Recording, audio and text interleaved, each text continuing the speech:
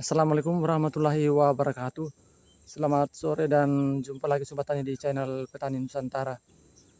Nah, pada kesempatan sore hari ini saya kembali mengupdate budidaya cabai lokal rica jarum yang dibudidayakan oleh Bapak Repan ini. Nah, ini posisinya Sobat Tani di Kabupaten Nunukan, Kalimantan Utara, Kelurahan Nunukan Selatan. Nah, untuk saat ini umur dari cabai lokal rica jarum ini sudah memasuki 245 hari setelah tanam, dan ini sudah dalam masa pemetikan yang ke-25 dan sudah dalam masa pembuahan yang keempat. Nah, untuk saat ini Sobat Tani kita akan sharing kembali mengenai budidaya cabai lokal rica jarum ini dalam kondisi pemetikan atau panen yang sudah berulang kali dan umurnya pun sudah dalam masa generatif dan masa dalam pembuahan keempat. Jadi apa saja Sobat Tani yang kita lakukan pada saat ini? Nah, bisa kita simak pada sharing kali ini. Nah, simak terus video ini sampai selesai. Nah, kita lihat kondisi dari tanaman cabai lokal rica jarum ini Sobat Tani. Ini tuh tingginya ini sudah mencapai 2 meter lebih dan sudah dalam masa pembuahan yang keempat. Nah, untuk saat ini Sobat Tani kita akan sharing kembali mengenai perkembangan dari tanaman cabai lokal rica jarum ini yang sudah berumur 245 hari setelah tanam dan sudah dalam masa pembuahan yang keempat. Jadi saat ini Sobat Tani sang pemilik lahan ini sudah tetap eksis dalam berbudaya cabai, khususnya cabai lokal ini. Nah, ini Sobat Tani untuk periode kali ini sangat memuaskan sekali Sobat Tani, karena jarang petani yang bisa membudidayakan tanaman cabai ini sampai pada pembuahan keempat. Nah, kalau anggota kelompok kami ini Sobat Tani sudah bisa tembus pada pembuahan yang keempat. Nah, seperti ini. Ini sudah pembuahan yang keempat paling atas Sobat Tani. Ini tingginya sekitar 2 meter lebih Sobat Tani, sudah 2 meter lebih. Nah, seperti ini. Nah, tingginya lagi seperti ini. Nah, hal-hal yang dilakukan pada saat ini Sobat Tani pada pembuahan yang keempat ini yaitu hanya dilakukan perawatan khususnya dalam pemberian nutrisi dan penanganan dari penyakit patek yang pernah menyerang tanaman kita ini dalam waktu yang agak lama dan sering berbarengan dengan penyakit yang lain. Nah, jadi hal-hal apa saja Sobat Tani yang dilakukan? Nah, ini bisa kita simak Sobat Tani dan kita bisa sharing bersama. Jadi yang pertama Sobat Tani, hal-hal yang dilakukan untuk menjaga agar buah keempat ini tetap lebat dan bisa terus dipanen. Jadi ya, tak lepas dari proses pemberian nutrisi dan pengendalian hama dan penyakit. Nah, pertama kita bahas Sobat Tani itu dari pengendalian hama dan penyakit. Jadi sering dilakukan penyepraian sekali seminggu. Jadi yang diberikan Sobat Tani itu khusus untuk pengendalian penyakit antraknosa dan penyakit busuk ranting pada tanaman kita ini yang sering muncul dalam lahan ini.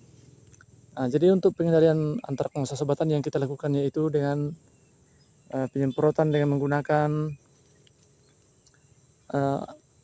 fungisida yang khusus untuk penyakit antraknosa, yaitu bisa kita menggunakan Amistartop, kita rolling dengan Nativo, dan juga bisa kita menggunakan juga bahan aktif tembaga. Itu bisa Sobat Tani bisa kita semprotkan pada tanaman kita ini agar patik yang sering muncul dalam lahan kita ini.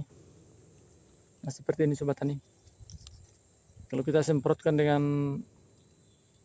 Amistartop atau bahan tembaga, ini bisa kering seperti ini Sobat Tani. Jadi bisa mengurangi penyebaran dari penyakit antraknosa ini pada tanaman kita ini.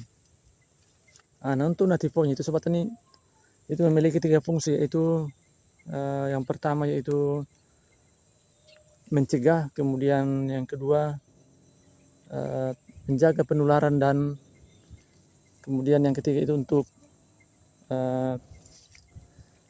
pemulihan para tanaman kita ini yang terserang penyakit antraknosa.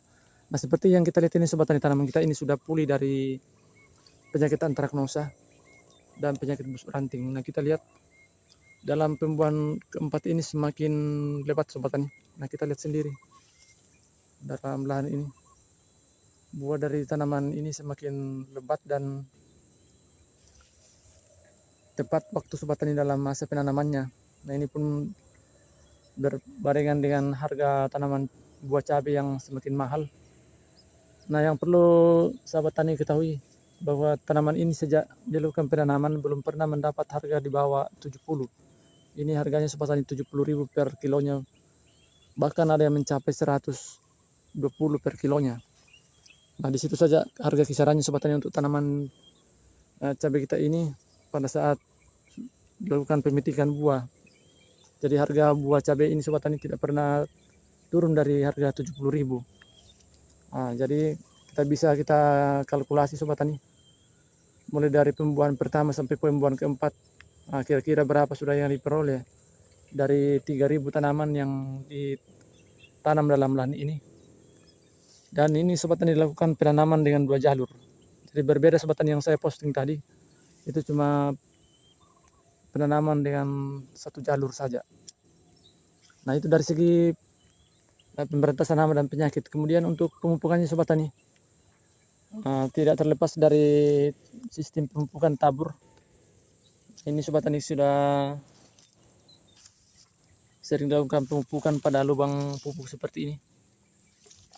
Nah, ini karena sudah lama berproduksi sobat tani dan mulsanya sudah tua, jadi ada yang koyak sudah sobat tani karena sudah terlalu lama. Nah, ini bahkan ada tanah di atas sobat tani yang ditimbun dengan mulsa ini. Jadi tidak apa-apa sobat tani, nanti setelah tanaman ini sudah habis berproduksi maka akan ditata kembali. Nah, seperti itulah sobat tani cara pengelolaan dari tanaman ini.